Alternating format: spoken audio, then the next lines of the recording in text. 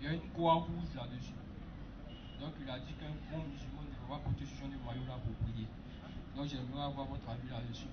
Et puis bon, il a également parlé de la marque de voiture Chevrolet. Parce que leur marque, c'est une croix également. Donc il a dit qu'un bon musulman ne devrait pas aussi acheter ce genre de voiture. Et puis bon, pour une deuxième question, il y a des gens qui payent des jeans déchirés dans des magasins. Et puis on les voit prier à la mosquée avec. Donc j'aimerais savoir si leur prière est acceptée par Dieu ou pas. Alhamdulillah.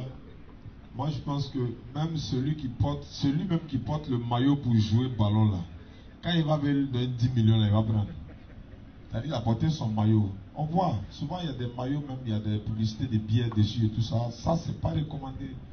Les vêtements pour porter pour prier sont recommandés également. Il y a des vêtements qu'on ne peut pas porter pour prier. Là, je suis d'accord.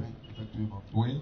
Il y a des vêtements qu'on ne peut pas porter pour prier. Quand tu as connaissance de la chose, il n'y a pas de problème. Peut-être si c'est pour aller jouer ballon, il n'y a pas de problème, tu peux le porter. Mais si c'est pour aller prier, en voyant dessus, il y a des symboles qui ne riment pas avec l'islam, il n'y a pas de problème. Je suis d'accord avec lui. Dans ce sens-là, il n'y a pas de problème. Voilà, maintenant, voiture Chevrolet. Pourquoi? Ils n'ont qu'à venir garer tout de suite là, moi je vais prendre aujourd'hui. Maintenant, si la marque, le symbole là, faut casser pour enlever.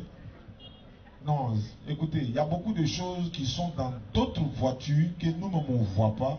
Ton objectif n'est pas soit d'adorer ce qui est dessus ou quoi que ce soit. Toi, tu roules ta voiture, ça s'arrête là. Celui qui a mis le symbole dessus, ça c'est entre les pieds là.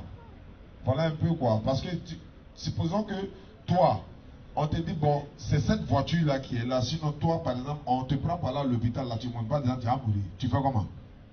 Il va pas monter, il y a croix, il va pas monter. Symbolise dessus. Il y a beaucoup de choses dessus. Frère, Chevrolet, la même, si on lui donne cadeau, est-ce qu'il va refuser? Pas sûr. N'exagérons pas, ne compliquons pas les choses. Parlons du maillot que certains ne doivent pas porter. Est-ce qu'il a parlé en même temps du football?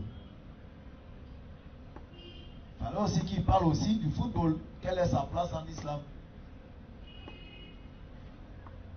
Tu as parlé de ceux qui portent pantalons déchirés là. Les jeans. Pété. C'est-à-dire, ça pète.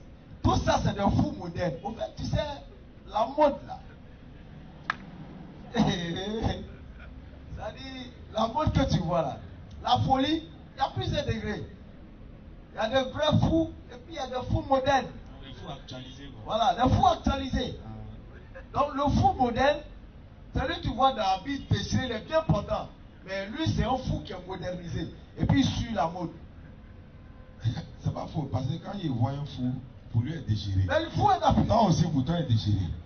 Non, où est la différence entre vous deux? Le fou, lui, là. Le fou, lui, là, pété grave. Et puis un peu sale. Pour toi, il est pété, mais problème, vous êtes des fous. Mais toi, tu es modernisé, tu es dans la mode. Voilà pourquoi j'ai dit, les modes là, les gens prennent ça sans savoir l'origine. Pété là, mode pété là, ils ont pris ça chez les fous.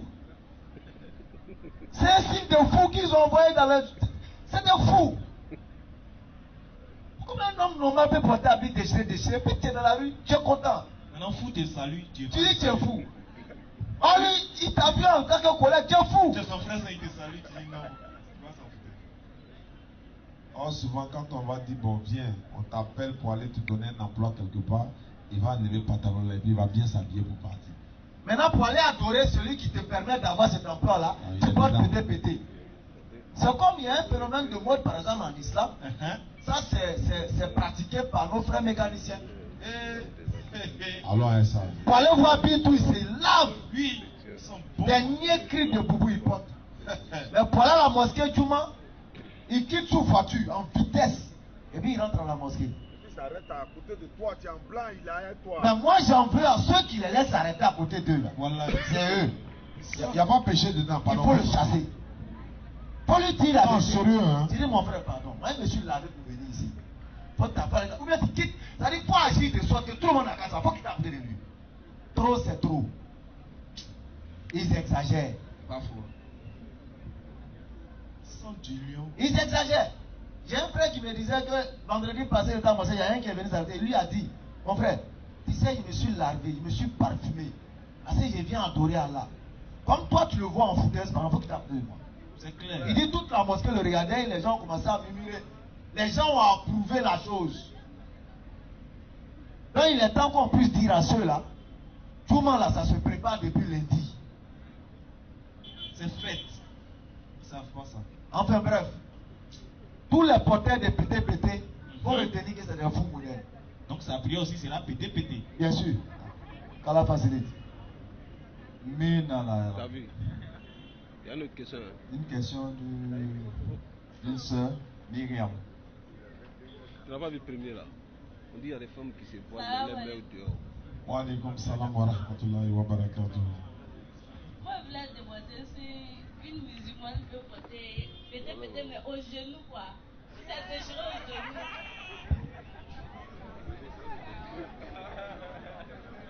C'est Béni qui peut répondre ça là. La réponse est déjà donnée. Il y a notre divinité. Elle aussi, elle est folle moderne. C'est tout. D'ailleurs, même pour une femme, c'est encore plus déshonorant. C'est encore plus déshonorant de voir une femme en pété. Tu cherches quoi? Vous savez, le bonbon là, le bonbon ne s'achète à la boutique parce qu'il est emballé. Et comme il est emballé, il est à l'abri de toute poussière. C'est pourquoi on achète. Sinon, dans une boutique où les bonbons sont exposés à la poussière, personne ne va acheter. Et l'islam ramène la femme à se valoriser plus qu'un bonbon.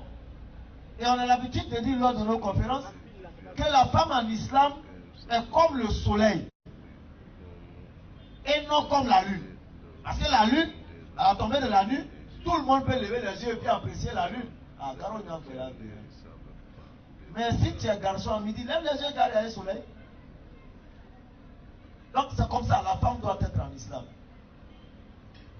C'est pas parce que les autres sont à la mode, ils portent pété que toi aussi, tu vas créer un mode de pété. Non. Amène les gens à devenir comme toi et non toi à devenir comme les autres. C'est clair. Parce que tu es dans la vérité, tu as la lumière, tu es dans la religion de la mode. C'est ça. L'islam est la religion de la véritable mode. La mode consciente. La mode qui valorise et non dévalorise. C'est clair. La mode qui embellit et qui te protège dans ta totalité et dans ton honneur. C'est ça une mode. C'est ça la mode consciente. Ça, c'est... Mais une mode qui te dévalorise, qui te rend fou moderne, ça c'est pas une mode. Non. Même maman Marie. Qu'Allah facilite notre compréhension. Maman Marie, même elle est voilée. Ah, alhamdulillah. Il y a une question des internautes. Voilà. On va aller